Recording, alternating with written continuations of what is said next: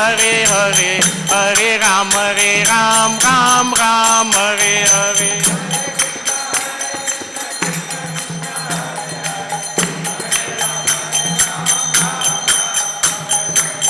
Hare Krishna, Krishna Krishna, Hare Hare, Hare Ram, Ram Ram, Hare Hare.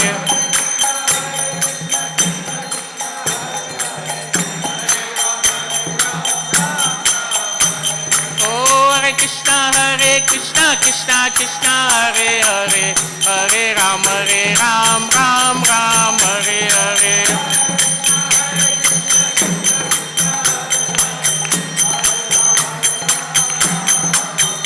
Hare Krishna, Krishna Krishna, Hare Hare, Hare Rama, Rama Rama, Hare Hare.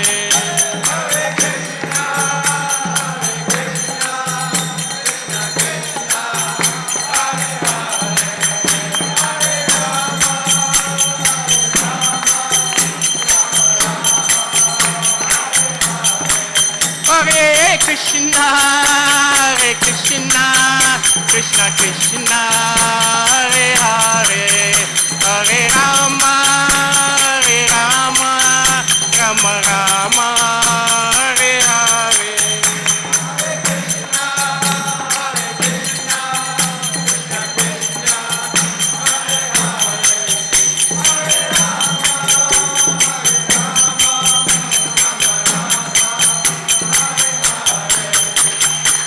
Hare Krishna, Krishna Krishna, Hare Hare, Hare Ram, Ram Ram, Hare Hare.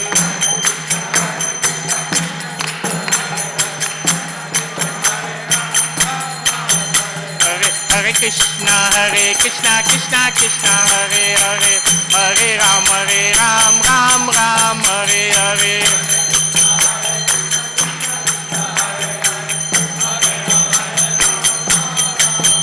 Jaya Radha Giridhari Radha, Giridhari Radhe.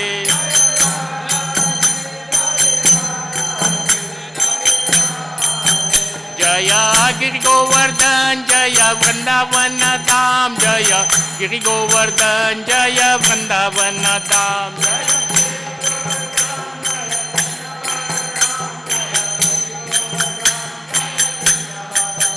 Jaya Nitai Chaitanya Chanda Nitai, Gaura Chanda Gaura Hari.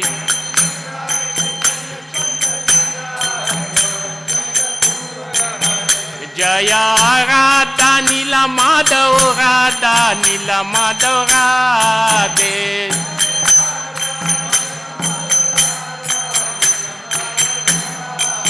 Jaya Radha Nila Madhav Radha Nila Madhav Radhe.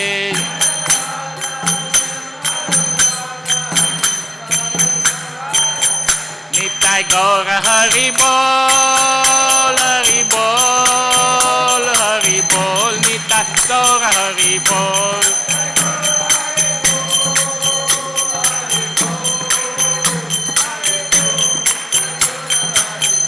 Jaya Jaya Prabhupada, Prabhupada, Prabhupada, Jaya Jaya Prabhupada.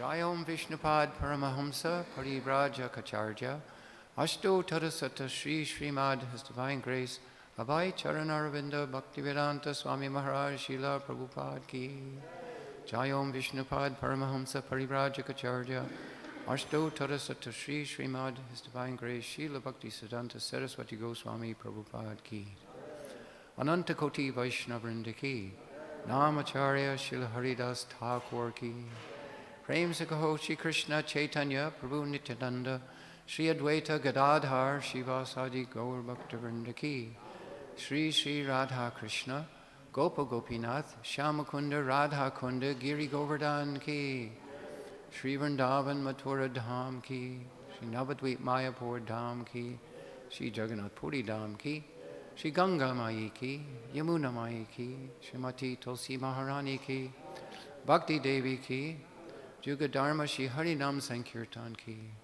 Shamaveta Bhakta Vrinda ki, Nitai Gaur Premanande. All glories to the assembled devotees.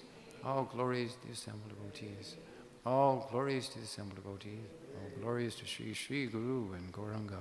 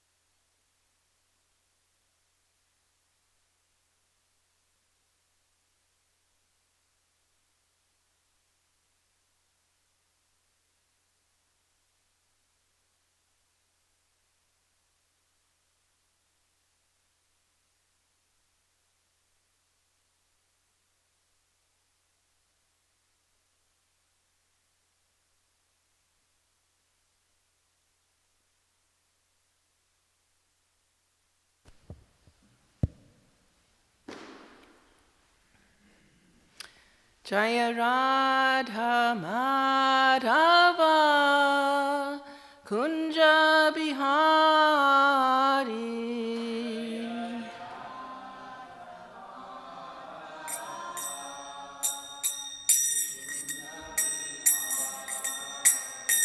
Jaya Radha Madhava Kunja Bihari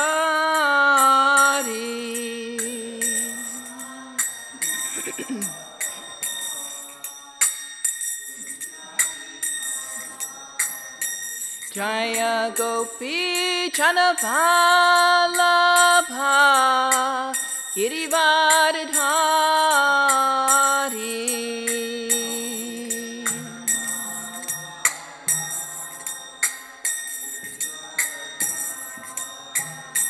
Jaya Gopi Chanavallabha Girivardhari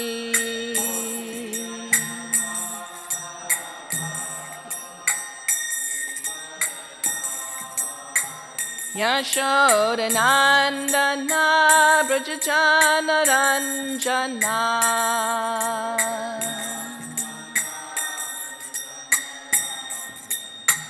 Yashodanandana Brajachana Ranjana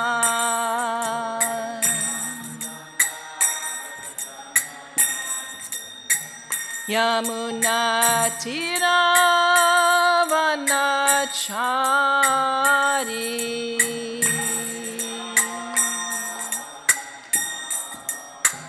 Yamuna Tira Vanachari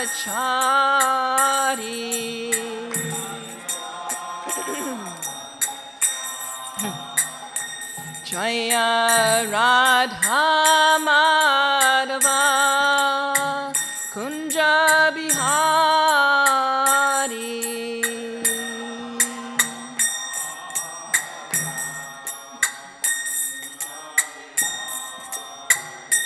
Jaya Radha Madhava Kunja Bihari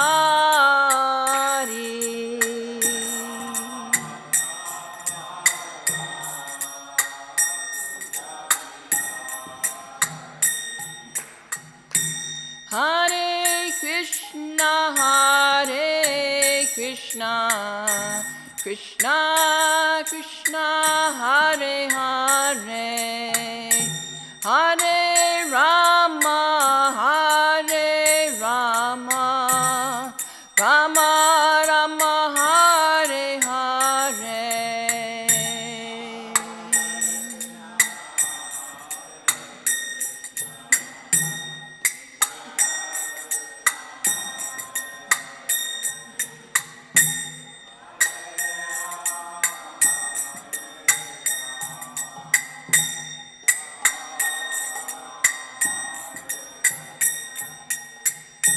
Hare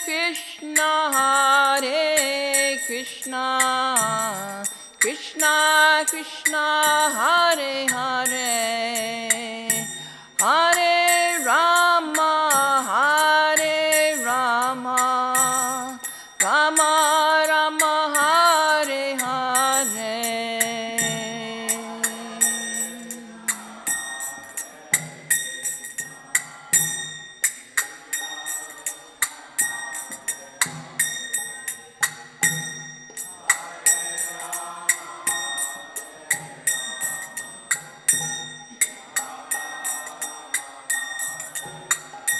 Hare Krishna,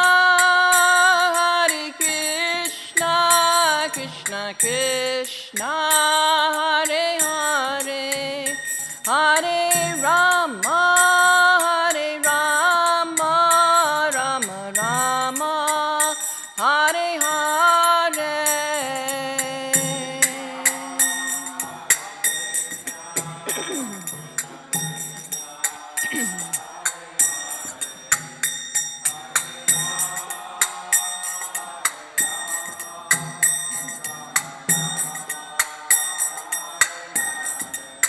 Hare Krishna,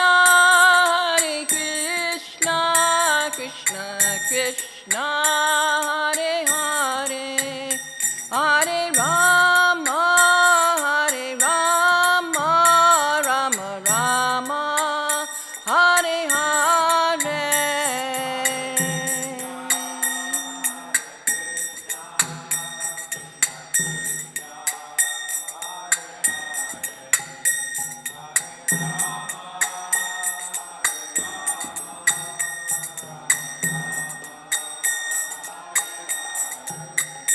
Jaya Radha Nila Madhava Radha Nila Madhava Radhe.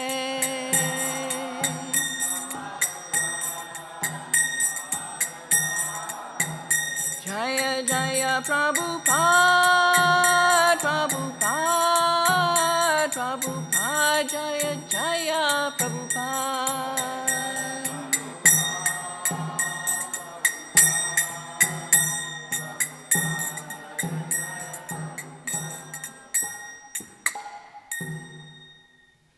Jai Shri Radha Nilamadhava ki jai, Srila Prabhupada ki jai, Grantara Srimad Bhagavatam ki jai, Samaveta Bhaktivinoda ki jai. Vanchakalpa Trubhyascha Kripa Sindhubhya Eva Cha Patitanam Pavanebhyo Vaishnavebhyo Namo Namaha. Om Ajnana Timirandasya Jnananjana Shalakaya Chakshurun Militam Yena Tasmai Shri Gurave Namaha. Nama Om Vishnu Padaya Krishna Prastaya Bhutale Srimate Bhakti Vedanta Swami Niti Namane Namaste Saraswati Deve Gauravani Pacharine Nirvisesha Shunyavadi Pastaja Deshatarine.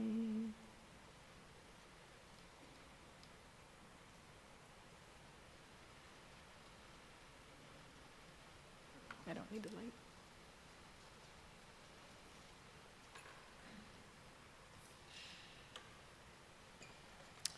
So today we're reading from Grantaraj Srimad Bhagavatam, Canto 10, Chapter 86, Arjuna kidnaps Subhadra. And we're covering texts 6 and 7.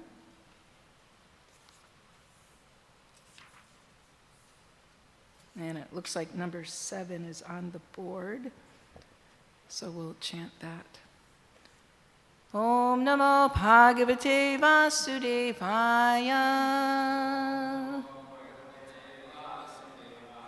Om Namo Bhagavate Vasudevaya. Om Namo Bhagavate Vasudevaya.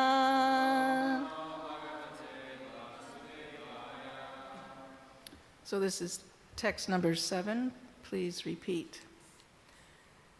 Sapitam chakame vikshya.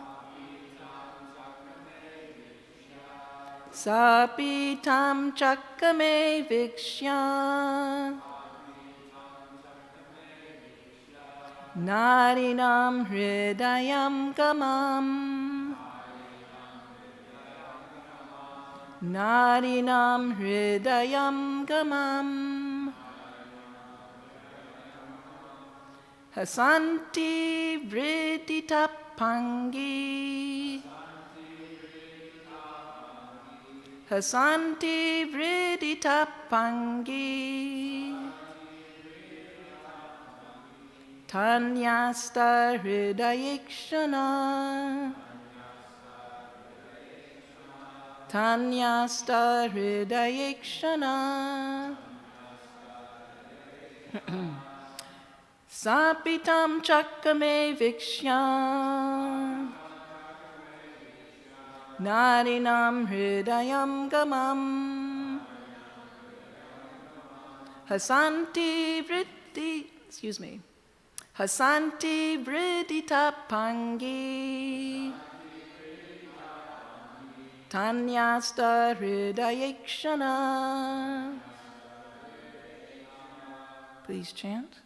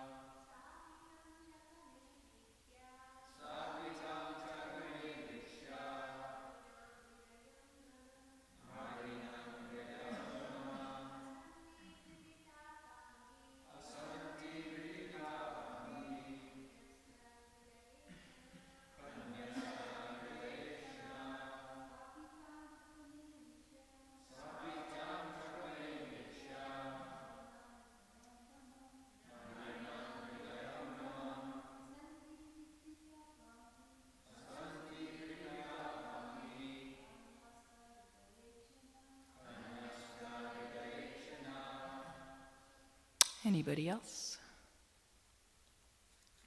Word for word synonyms, please repeat. Sa, she. Api, also. Tam, him. Chakame, desired. Vikshya, seeing. Narinam, of women. Hridayam Gamam, the capturer of the hearts. Hasanti, smiling. Vridita, bashful. Apangi, casting sidelong glances. Tat, upon him. Nyasta, fixed. Hridaya, her heart. Ikshana, and eyes. So before I read the translation for text 7, I'll just first read the translations for the first 6 texts so we can get up to speed here. Text number 1. King Parikshit said, "O Brahmana, we would like to learn how Arjuna married Lord Balaram's and Lord Krishna's sister, who was my grandmother." Shukadeva Goswami said, "While traveling far and wide, visiting various holy places of pilgrimage, Arjuna came to Prabhas. There he heard that Lord Balaram intended to give his maternal cousin Subhadra to Duryodhana in marriage, and that no one else approved of this plan. Arjuna wanted to marry her himself, so he disguised himself as a renunciant, complete with triple staff, and went to Dwaraka. He stayed there during the monsoon months to fulfill his purpose. Lord Balaram and the other residents of the city, not recognizing him, offered him all honor and hospitality. One day, Lord Balaram brought Arjuna to his home as his invited dinner guest. And Arjuna ate the food the Lord respectfully offered him. There, Arjuna saw the wonderful maiden, Subhadra, who was enchanting to heroes. His eyes opened wide with delight, and his mind became agitated and absorbed in thoughts of her. Now today's text, number 7. Arjuna was very attractive to women, and as soon as Subhadra saw him, she wanted to have him as her husband. Smiling bashfully, with sidelong glances, she fixed her heart and eyes upon him. Purport: as soon as she saw him, Subhadra knew that Arjuna was no sannyasi, but rather her destined consort. In Krishna, the Supreme Personality of Godhead, His Divine Grace, Srila Prabhupada, elaborates, quote, Arjuna, the grandfather of Maharaj Parikshit, was himself extraordinarily beautiful, and his bodily structure was very attractive to Subhadra. Subhadra also decided within her mind that she would accept only Arjuna as her husband. As a simple girl, she was smiling with great pleasure, looking at Arjuna. End of quote, end of purport.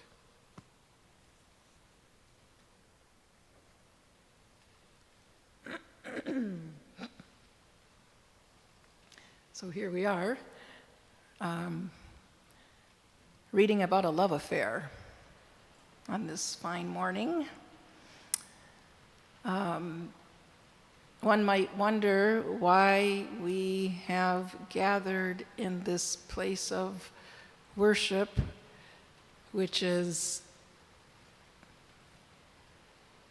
supposed to be the highest form of God consciousness available on earth, this Krishna consciousness movement, as propagated by Chaitanya Mahaprabhu, the Gaudiya Vaishnava theology and practices.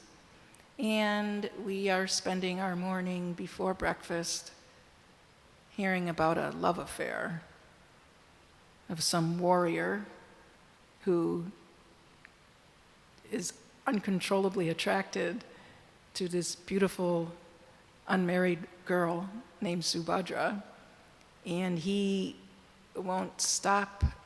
He won't, he'll do anything to get her. So he goes so far as to disguise himself as a renunciant, a traveling monk, just to spend some time gawking at her and hopefully winning her heart. So now one's going to wonder why we're hearing about such things. There's lots of soap operas on the television that we could be listening to. And indeed, it's a really good question. Why are we hearing these things? Rupa Goswami, in his Upadeshamrita, his nectar of instruction, right at the beginning in text number 2, actually warns us. He says, are you interested in cultivating your bhakti? Yes? That's why we're here. We're interested in cultivating our bhakti. He says, well, if you're actually interested in cultivating your bhakti, let me advise you that there's 6 things. There's actually a lot of things, but here's 6 primary, main, general things that you should avoid, like the plague. You should avoid these 6 things. Because if you don't avoid them, your bhakti is going to be squished. Like a sprout comes up in the springtime, the seed germinates and the sprout comes out of the ground and it's very tender and small, and even a squirrel walks by and steps on it, it's squished, right? So Rupa Goswami, in the second verse there, warns that there's 6 things we must avoid if we're actual serious students on this path of spiritual progress. So he says, Atyahara prayasascha prajalpa niyamagraha janasanga chaloliam cha shadbir bhaktir vinashyati. Out of the 6 items that he lists, one of them is prajalpa. What is prajalpa? Prajalpa means speaking about, and concomitantly it means necessarily hearing about, because if somebody's speaking, somebody's hearing. Speaking or hearing gossip, mundane talk. Oh, did you hear what she said, about that person? Oh, and did you hear about the love affair that's happening behind closed doors over there between him and her? So Rupa Goswami says, don't go there. Don't speak prajalpa. Don't utilize the tongue for vibrating such mundane sound vibrations. And prajalpa, or gossip, because there's so much mundane sound vibration, we can talk about the news and the weather and the sports and economics and whatever, but specifically gossip, because gossip means it's imbued with envy. Why are we talking about other people? Did you hear what he said? Did you hear what she did? Why are we doing that? Because the tongue is being fueled by envy. So we're not supposed to be hearing such things. So then why are we hearing about this little love affair that's about to take place between Arjuna and Subhadra? The setting is that Parikshit Maharaj, he's the emperor of the world. And he's been given notice that you have 7 days to live. He's still a, kind of like middle-aged guy. He's not old. You have 7 days to live. So he, being very intelligent and very sincere spiritual aspirant, decides to dedicate the last 7 days of his life to simply hearing Krishna Katha. No mundane sound vibration is going to enter his ear holes. He's only going to hear pure sound vibration from the pure speaker, Shukadeva Goswami. Here we are, at the end of the 10th canto, and Parikshit Maharaj indeed turns to Shukadeva Goswami, and he's the one who started this whole conversation, because he turned to Shukadeva Goswami and said, you know what, I'd like to hear about how Arjuna and Subhadra got together. That sounds like an interesting story. Tell me about it.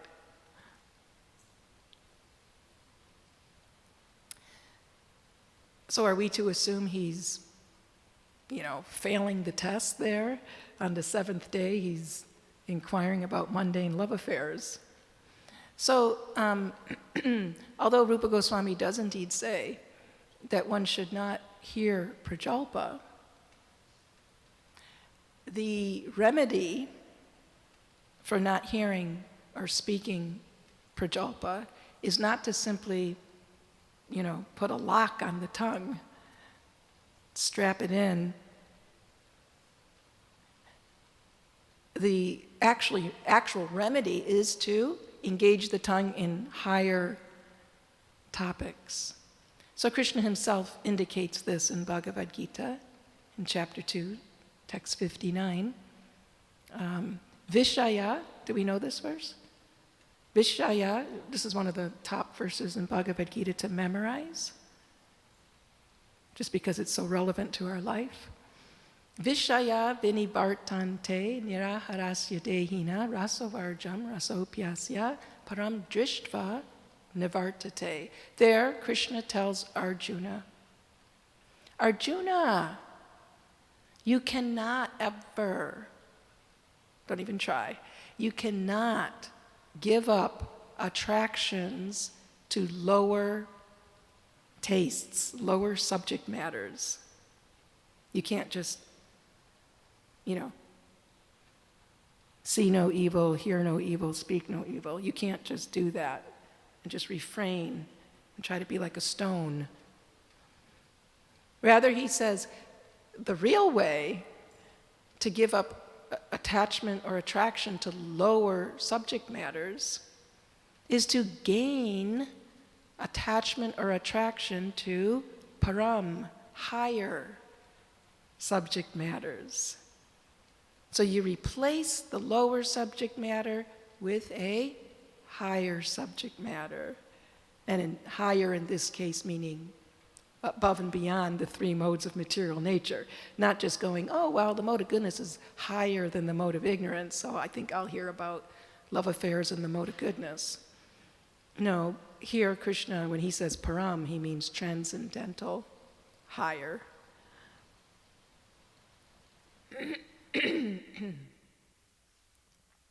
So Rupa Goswami then, in his next verse in Upadeshamrita, he gives us 6 practices that you should do. You are encouraged or required. It's necessary that you do these 6 things so that your bhakti plant flourishes very nicely, so that it will fructify and give ripe fruit someday. What's the point of growing a beautiful apple tree, beautiful trunk, beautiful leaves, gorgeous flowers, but you never get any fruit? It's a big show, but it's a useless waste of time. So Rupa Goswami says the same thing. If you actually want your bhakti plant to bear juicy, ripe fruit, which is Krishna prema, you please do these 6 things every day. Utsahan, nishchaya daryat, tat karma pravartanat, sangha tyagat, sato vrite, shadbir bhaktir pranashyati. Prasidyati, that these 6 things help our bhakti to become perfect. And one of them, he says, the first 3 are enthusiasm,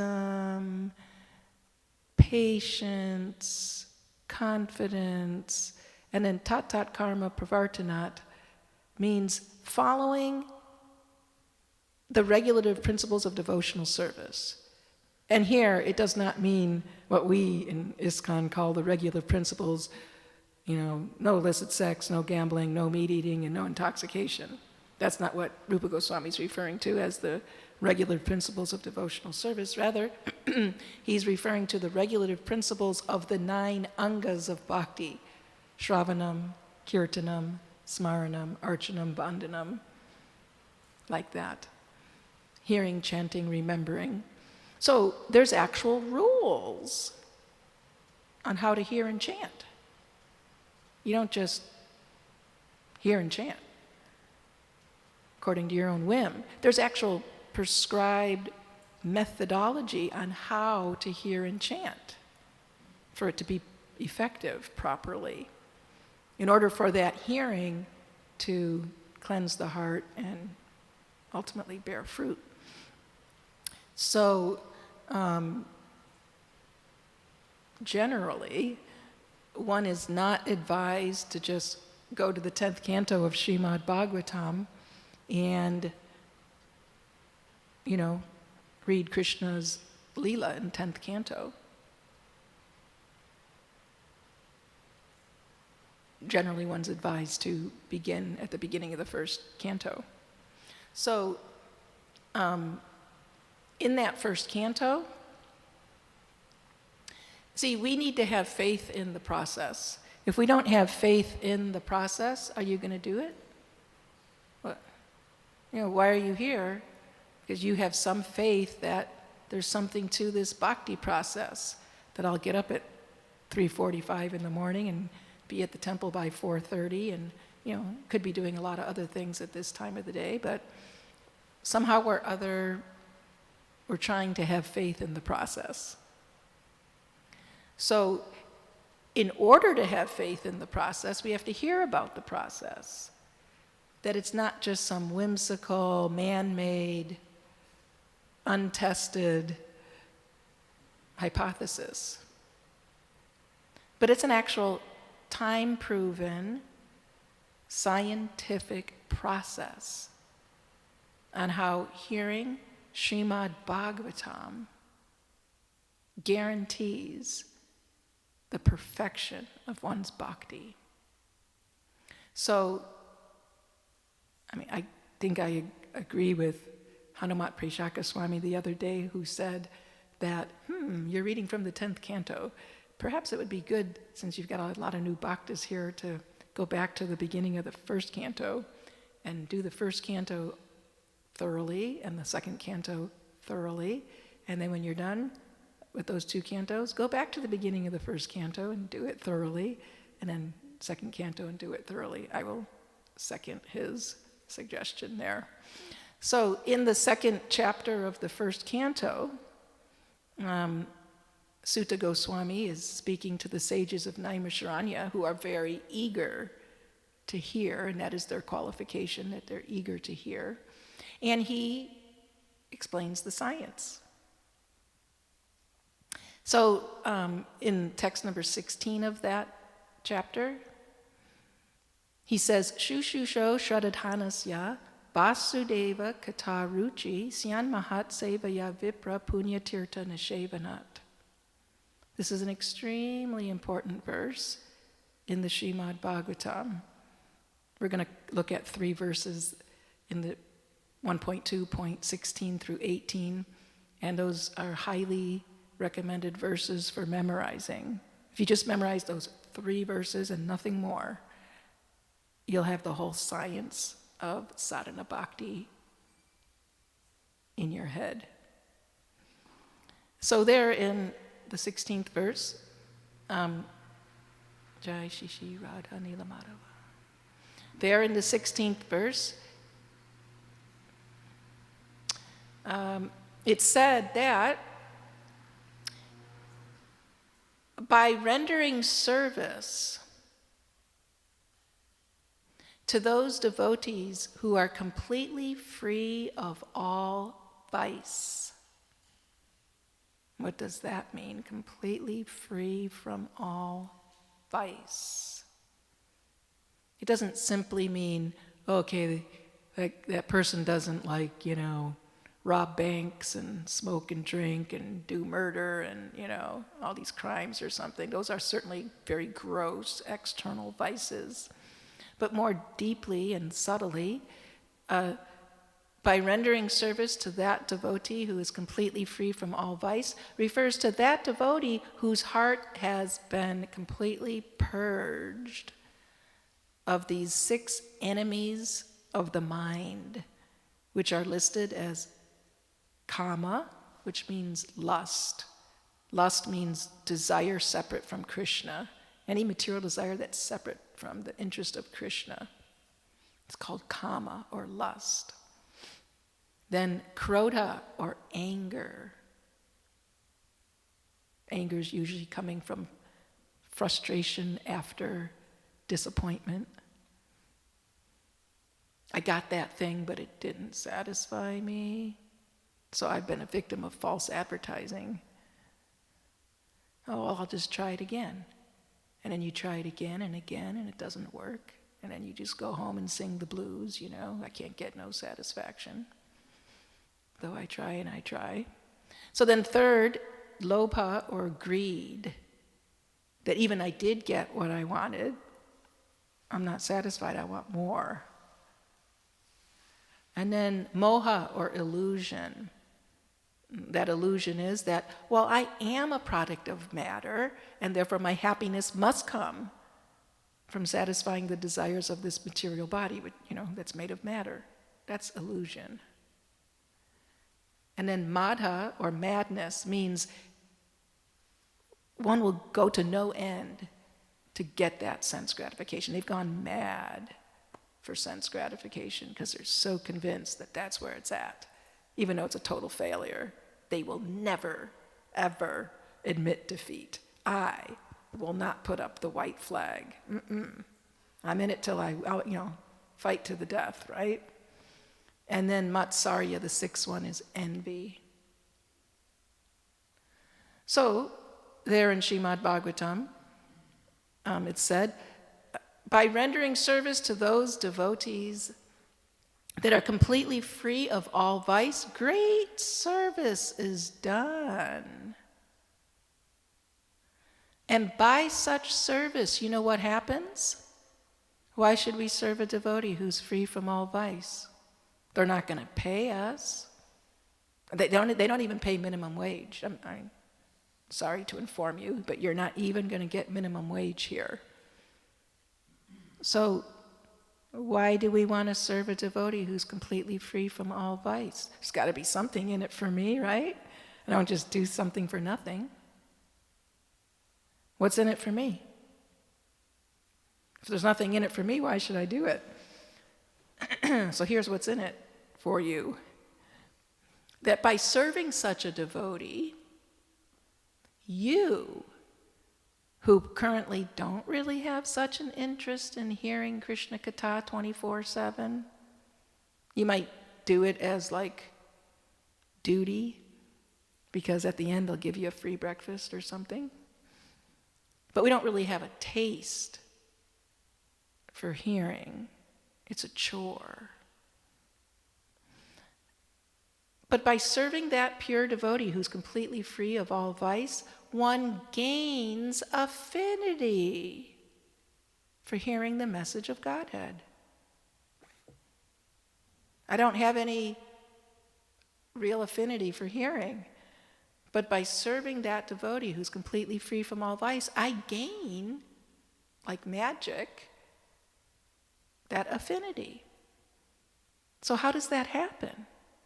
If I serve a devotee who's completely free from all vice, how does my heart get imbued with affinity for hearing Krishna Katha? Is it some kind of osmosis that just like travels over there? How does it happen? Wouldn't you like to know how it happens? Because if we know how it happens, and why it happens, and when it happens, and where it happens, then maybe we'll subject ourselves to that process. If we don't understand how it works, why should we do it? So in the very next text then, Sutta Goswami says, Shrinvatam svakata Krishna punya shravana kirtana hridyantastohya bhajani vidurnoti saritsatam. That if you hear in the association of like-minded devotees, you serve a devotee who's free from all vice and hear in the association of such devotees, what happens is Krishna in your heart, the Supersoul or Paramatma, is so pleased that you did that. Well, congratulations, Bhakta Patrick, for submitting yourself to this process. I, as the Supersoul in your heart, I want to reciprocate with you. And how will the Supersoul reciprocate with Bhakta Patrick, Bhakta Doug? How do you think, what's he going to do? The Supersoul's going to say, I'm going to do something to you that you yourself can't do to yourself. I'm going to, because I'm sitting in your heart already, I'm in the right spot, I'm going to scrub from the inside of your heart, I'm going to scrub out, I'm going to purge your heart of all those material desires and attachments and material affinities that are getting in the way. We're all attracted over here to the material subject matter, and that's why we're not attracted over here to the transcendental subject matter. The diversion switch has been put in that direction.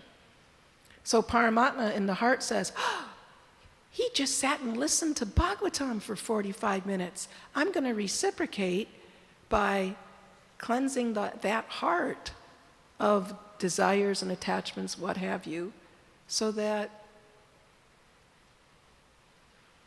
the feeling for devotional service will come. So then in the next verse, that process is a little bit more fluffed out, if you will. Nashta prayeshu apadreshu nityam bhagavata sevaya bhagavati uttama shloke bhaktir bhavati naishtiki. That if you regularly hear, don't just come once a week, once a month, 5 minutes a day. If one nityam bhagavata sevaya, if one constantly, regularly, daily, always serves the Bhagavat book, Srimad Bhagavatam. How do you serve the Bhagavat book? By hearing from it. And by serving the Bhagavat book and the Bhagavat devotee, one whose life is a living representation of the Bhagavatam, by regularly rendering such service, all that is troublesome in the heart, troublesome means it's a problem, it shouldn't be there, it's causing difficulties in our life. They're unwanted things, anartas. All the anartas, unwanted things that don't really have value. Arta means it has value. Anarta means it doesn't really have value. Like a $100 bill, it doesn't actually have value, it's just paper. You can make a little paper airplane out of it or something. That's about how much value it has. So those anartas will be almost completely destroyed to nil if one regularly serves the book Bhagavat and the devotee Bhagavat. And what else happens?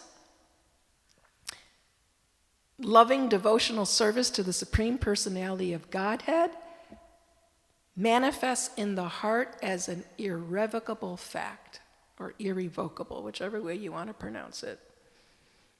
What does that word, what's your name? Jair. Jair. Yeah? What does the word irrevocable mean? It's like irrefusable in a way, irrevocable, something you can't push off. Yeah, it can't be changed, Can't be or changed. you can't renege it, you know? It's like, once it's there, you're stuck with it. For the, whether you like it or not. So, by serving the book Bhagavat and the devotee Bhagavat, irrevocable devotional service is established in the heart. Unlike where we're at right now, where today I'm into it, tomorrow I'm not so into it. It's here today, gone tomorrow. It's got its high points, it's got its low points. It's very unsteady, which is called anishtita bhakti. It's unsteady, irregular devotional service. So we're in the red zone, we're in the danger zone, because when bhakti is unsteady, before, we could blink our eye and then look up. What happened to Bhakta Doug? He was such a nice bhakta. What happened to him? Oh, he was missing his pet dog, so he went home. Because our bhakti is anishtita. So we want our bhakti to become nishta, or steady, irrevocable. And that's what the process of sadhana bhakti does. So in that purport, Prabhupada says, human reason fails to understand how by serving the book Bhagavat or the devotee Bhagavat, one gains gradual promotion on the path of devotion. One gains gradual promotion on the path of devotion. And don't think that the human brain is going to understand it. It's beyond human logic. So we've been very blessed by Srila Prabhupada, because in 1962, he took up the task of translating and commenting on Srimad Bhagavatam, which never was, and to my knowledge has not been, translated and commentated on in English in the past or current. So without Srimad Bhagavatam, how could we engage in Nityam Bhagavata Sevaya? Without the Bhagavatam. So, following in the footsteps of Srila Vyasadev's the compiler of the Sanskrit text, Srimad Bhagavatam,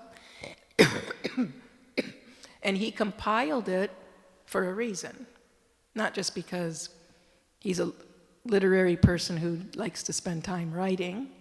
He actually had a very, very, very big reason why he compiled this Srimad Bhagavatam, and that reason was compassion. Vyasadeva was overwhelmed with compassion because when in trance he saw the Parama Purusha, the full personality of Godhead, he noted that this personality of Godhead had many, many energies. And one of those energies, which stood at a distance, was the material energy called Maya. And then he saw that in that ocean of Maya, there were a bunch of souls literally drowning in that ocean. Which is, you drown when you're in a foreign environment. We're not drowning in the air, but you put us in water, then we drown. And the fish is the other way around. They'll drown in air. So he saw that the living entities, the souls, were literally drowning in the ocean of Maya, so his heart was pained. So he compiled Srimad Bhagavatam, because there in the 1.77. That's another very important verse to learn. It says, Yasyam Vaishuyamananam Krishne Paramapurushe Bhaktir Utpadyate Pumsa Shoka Moha Bhaya Paha, which means that this Srimad Bhagavatam,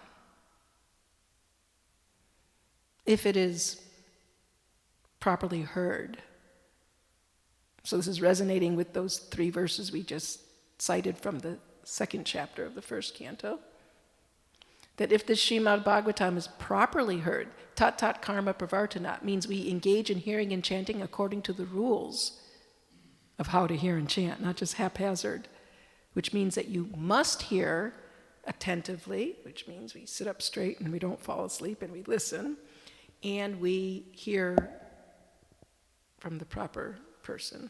So we have Srimad Bhagavatam purported here by Srila Prabhupada to hear from.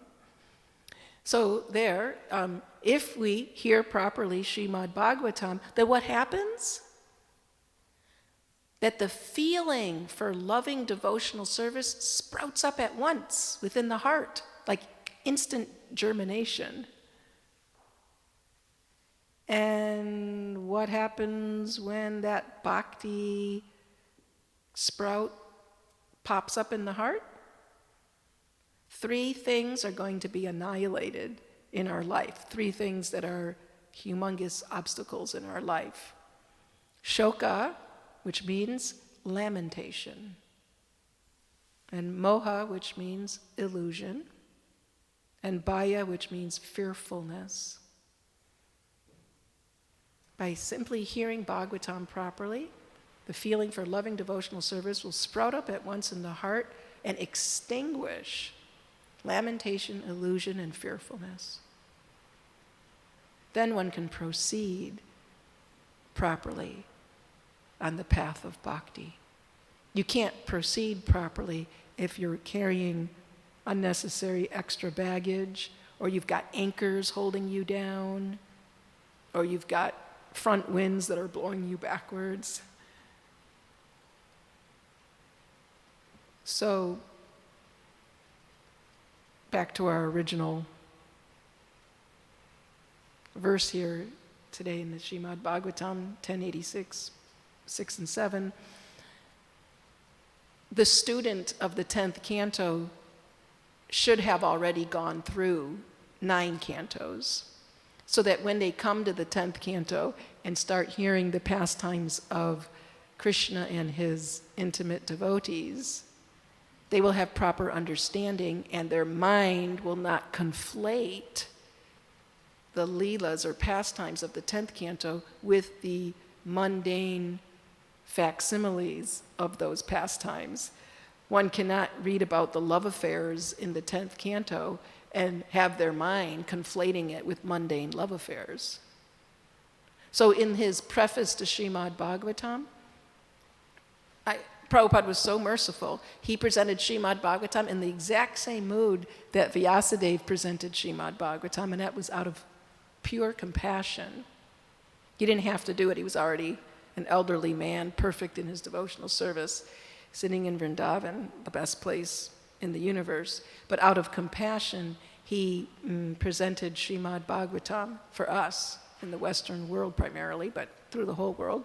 Anyway, so there in his preface, if you haven't read Prabhupada's preface to Srimad Bhagavatam, you should start from page 1 of the preface and read forward. Prabhupada says in his preface, this Srimad Bhagavatam is presented in such a way that simply by giving this a careful read, the reader will know God perfectly well.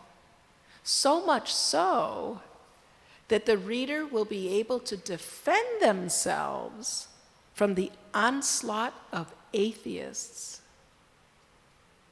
And above and beyond this, the reader will be able to convert others to accepting God as a concrete principle. Now, isn't that an awesome sentence? Think about what Prabhupada just said. And this is just his preface. We haven't even entered Srimad Bhagavatam yet. We haven't even entered the introduction, which is about 30 pages. Prabhupada's introduction. In his preface, he's giving this amazing promise. Jai Shishi Radha Nilamata. Like when we have a product to sell, right? You have to know the art of convincing your audience that they want your product. So you might give a little hyperbole or something, but you will exaggerate, or somehow or other, you're going to get your customers to believe that there's some fantastic result that's going to come if they purchase and utilize your product in their life. So in the same way, if you will, but not in a cheating way, but in a 100% honest, transcendental way, Prabhupada is saying that if one simply gives this Srimad Bhagavatam a careful read, one will know God perfectly well. How many here would like to know God perfectly well? You know, that's why we're here. That's what attracted us to this movement, because nobody else could promise us that they were going to teach us God perfectly well. So much so that the reader can protect themselves from the onslaught of atheists, all the atheistic propaganda out there. And above and beyond this, the reader will be able to convert others into accepting God as a concrete principle. So a little bit later in that preface, Prabhupada says, although every volume can be read, there's so many volumes, every volume can be read independently, still it is advised that the student begin from book 1, page 1, and proceed page by page through the Bhagavatam. Because if one reads the first 9 cantos, they will have understood all the tattvas, or all the categorical axiomatic truths, if you will, about the absolute truth. So that when one reaches the 10th canto, there will be no risk of the mind misinterpreting with mundane ideas Krishna's Leela. That's why we were reading now about Arjuna's love affair with Subhadra. Okay, maybe we'll stop there and I'm sorry, it's already 8:30. We can take a few minutes, see if there's any comments or embellishments or anybody have something to add? Pranahari Prabhu.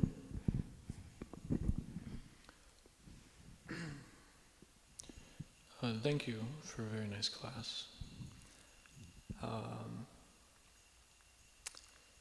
So just maybe to understand, like you said, the how and the why, that Krishna purifies the heart when we have that taste for the hearing and chanting, and when we perform that. We get that taste, it says, because we render this service to the pure devotees. And so,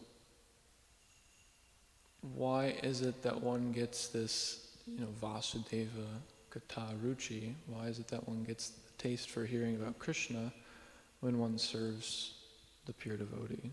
Could you maybe speak about that for a moment? Yes. So the question is, why when we serve a pure devotee are we getting a taste for hearing about the Supreme Personality of Godhead, Vasudeva, Krishna? Because the pure devotee the pure devotee's heart is completely empty except for one thing, and that is Krishna. Our heart has lots of stuff in there, and maybe if we're lucky, we have a tiny corner with some semblance of Krishna in there. But a pure devotee's heart has absolutely nothing in it except Krishna. So every word that comes from the pure devotee's mouth is glorification of Krishna. they accept service from aspiring spiritual aspirants in Krishna's service. They're not accepting service on their own, they're accepting service as a representative of Krishna. So when you render service to somebody, they want to reciprocate, right? Okay, so you do some service, what are we going to do? Pay you? Oh, here's $10. That's like business exchange, you know? But the pure devotee, when you render service to the pure devotee, they're like, wow, I want to reciprocate with this person. What do I have to give them? Well, I'm not going to cheat them by giving them $1 million. I'm not going to cheat them by making them the most famous person in the universe. I'm going to give them something that actually has value. I'm going to give them affinity for hearing the message of Godhead. They pray to Krishna on our behalf. Could you please cleanse that filthy heart over there? There's a really, beyond all that filth, there's a really, really, really sincere soul hiding in there underneath all that muck. There's a really sincere soul searching for Krishna. And so could you please, like, my dear Paramatma, my dear Krishna, could you please cleanse that heart? They rendered service to me. I have nothing to pay them with. Well, you know, what's the pure devotee going to pay you with? It's not possible for the pure devotee to pay you anything except affinity for hearing. I've also heard the following explanation, that the pure devotee always wants to serve Krishna. Well, Krishna's not a stone. Krishna also likes to reciprocate with those that serve him. So when the pure devotee serves Krishna, Krishna's like, yay, now it's my turn to serve the devotee.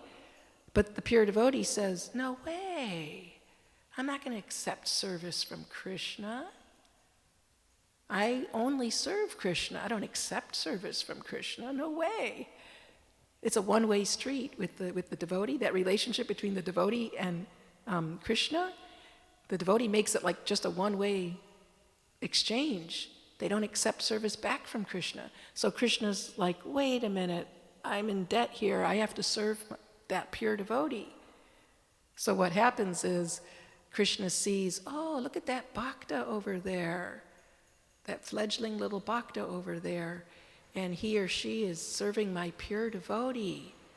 Hey, good job, bhakta. You just did something that I couldn't do. I wanted to serve my pure devotee, but they wouldn't let me. But this fledgling little stumbling little bhakta rendered some insignificant service to that devotee. Congratulations, I'm so happy you did that. And then Krishna's more pleased with that little bhakta for serving his pure devotee, because that bhakta did something that Krishna himself couldn't do. So therefore, our aspiration, our goal in life is to be das anudas anudas anudas anudas anudas anudas to the nth degree of Krishna, which means servant of the servant, of the servant, of the servant, of the servant, servant to the nth degree of Krishna. Because we get more mercy that way. Because Krishna's constantly looking at the down line, you know, what's it called? You know, looking down the line there. Who's the most insignificant servant over there who's serving that servant, who's serving that servant, all the way back up to his pure devotee. So Krishna reciprocates by cleansing the heart of that bhakta so that they themselves improve in their affinity for hearing the messages of Godhead and having direct contact with the Lord. That direct contact is through the ear. Is that all right? Okay, anything else? Otherwise, we'll stop there. Abhay Prabhu, anything? Okay, thank you very much. Grantara Shrimad Bhagavatam ki jai, Srila Prabhupada ki jai.